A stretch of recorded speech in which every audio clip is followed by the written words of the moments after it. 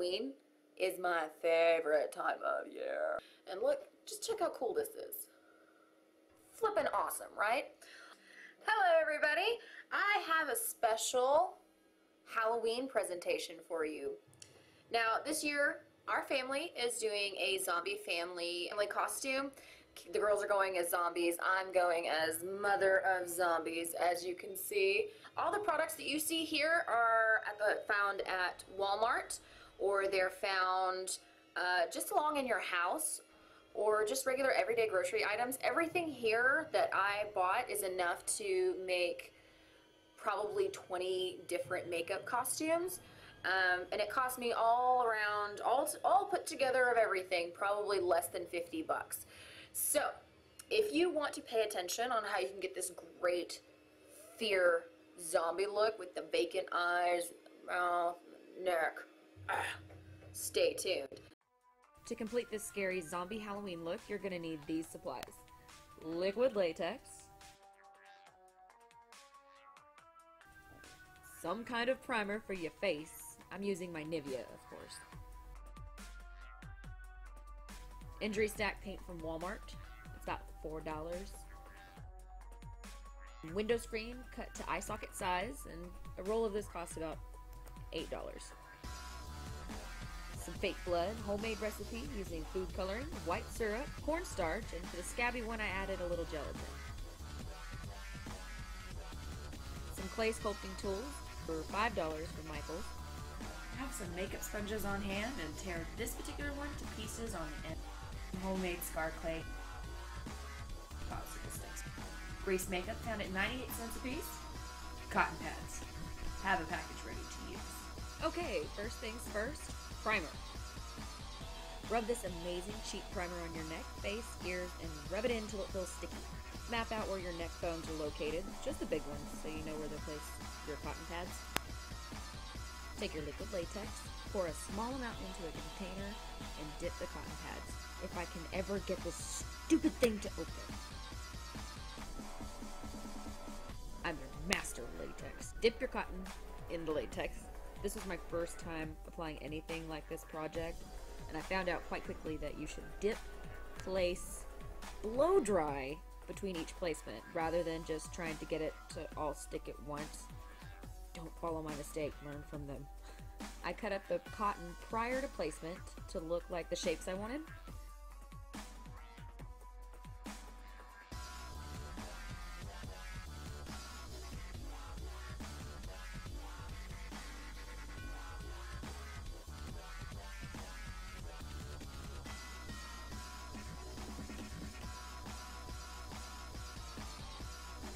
Zombie bones are falling down, falling down, falling down.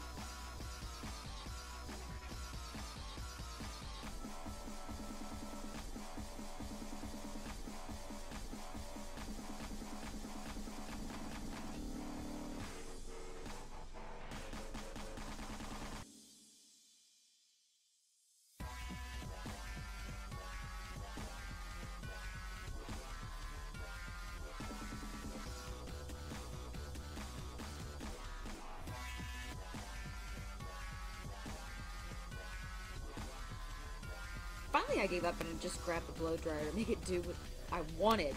I win! Making the ripped skin. Take some paper towel sheets, rip those up to jagged strips. More jagged, the better. Measure out the size of strips you need and apply one at a time. Place on the outer points of the bones that were made. Only latex the outside edge of the paper towel with a cotton ball, finger sponge, whatever works. Leave that inside jagged and floppy.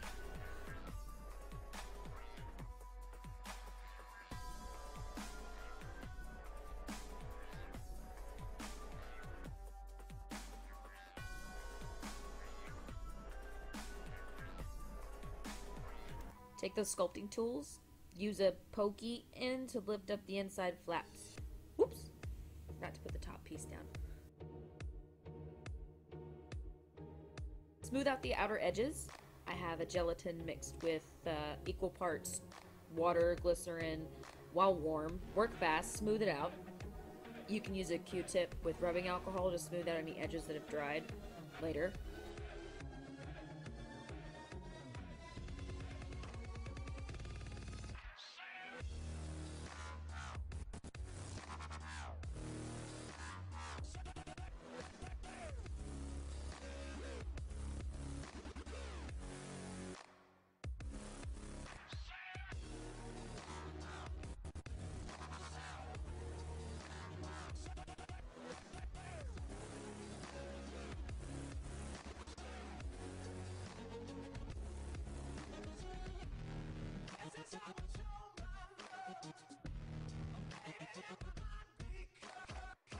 Give it a good blow job till dry. Powder, since it dries to heat. I like to give a light coat of foundation to blend it and make sure that paint sticks really well.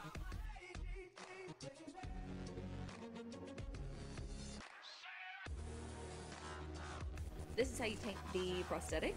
Take a black color, a small-ish brush of your choice, and paint between all of the little lines of them bones to add some depth to the wound.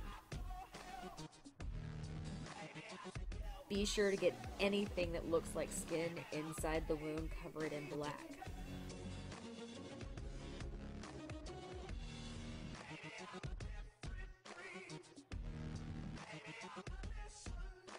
I'm using this purplish color from the paint stack. Using a finger, just dab around the outer part of the wound.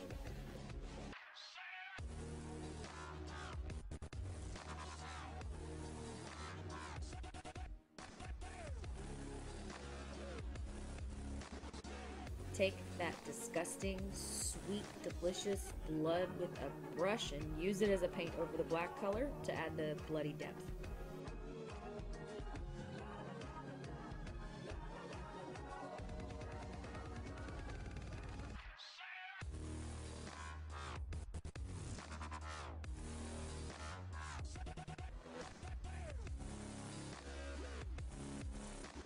Next up, use the mustard colored paint to give it a bruising, kind of infested wound effect.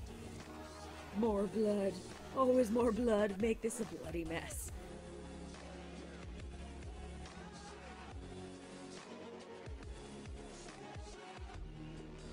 I even added the store-bought vampire blood to add to the mess factor. Add bits of scabby blood inside the flaps of skin, provided that yours doesn't react like it's on a slip and slide like my scabs did. All done with the neck. Much the same way as we made our neck, you're going to rip up some more of those classy paper towels, measure around the optical bone. You know, those things your eyeballs feel all safe and secure in. Yeah, around that. To protect your brows from being ripped off like a bad waxing job, just spread a little Vaseline on them. I didn't, but not everyone is as careful as myself.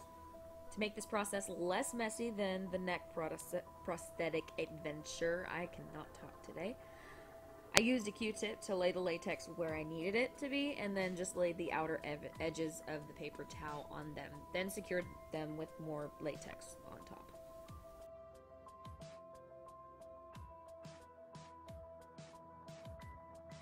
Make sure to keep those flaps of skin up and away for later. Take some latex on your finger to kind of rigid up the edges on the inside of the eye to keep them from lying flat, and repeat to the other eye.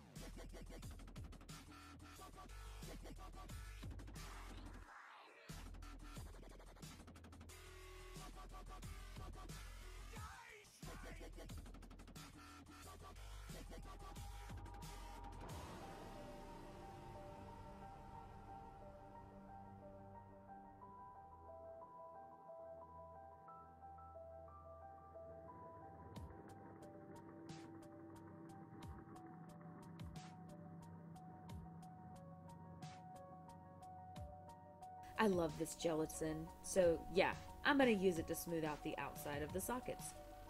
This time it was just easier to use my finger. But side note, remember to heat it for 10 seconds in the microwave beforehand because you need to work with it warm, otherwise it turns into a solid. Use those pokey sculpting tools to pull the inside edges away from the skin. Blow job and powder.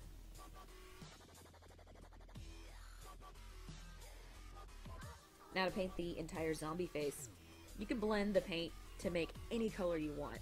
I myself mixed equal parts white, gray, and green for this application.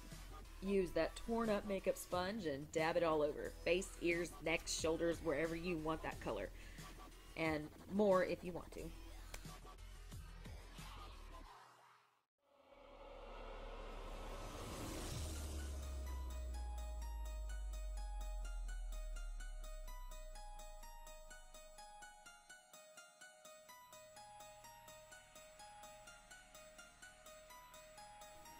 Set it with your powder so it stays and doesn't crease as the night goes on. With a fluffy brush, shadow your eye socket using black shadow first.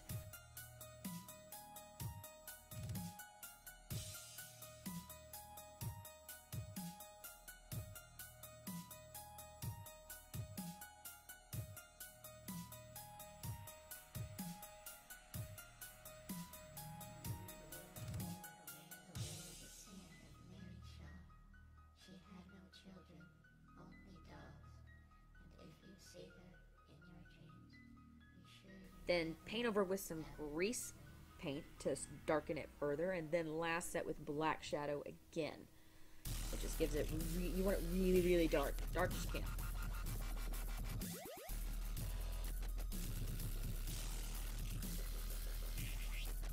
Take that purplish color just like the neck and made it look like you lost a fight, and well, your eye socket's in the process.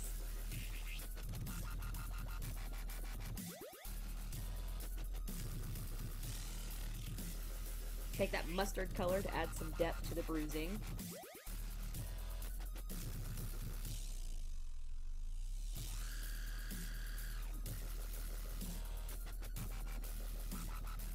Blood. See a pattern here? Yeah. Take that runny, sticky stuff and apply it to the inside of the eye socket you have made, including the skin flap edges. To add a drip effect, I use a Q-tip and let it just fall below. Don't worry, more will flow down as the night goes on. This is just the start of it.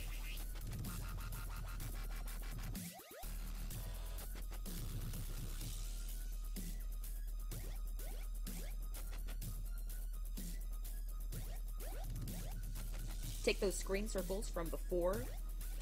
In retrospect, I should have painted them darker, but oh well, you get the point. And your pokey sculpty thingy, lift the skin flaps and secure the screens under that. Advisory, you will have to adjust them every time you laugh. They won't fall out, but small bits of the screen may wiggle their way out of the fake skin. It's okay, just pop it back in. Take some black paint and make it look like your lips haven't had any blood flow in months.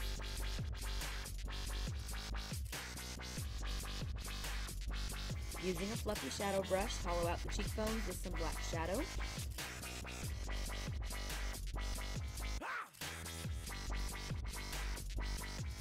Rub it in with your fingers to give it a smudge, not so perfect look. I have a thick forehead, so I'm dirtying myself up a little bit just using a basic contouring pattern.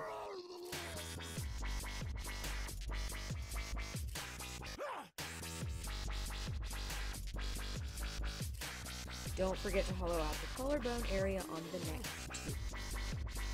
Add a few finishing touches until you're satisfied with the look, i.e. purplish shadow over the black lip paint to add a bruising effect. And how could I forget the blood? Forgot the blood in a couple of these scenes, but you get it. Blood. Blood! And yes, if you are wondering, I am going out and I am going to scare some people today. By creatures who feast upon the flesh.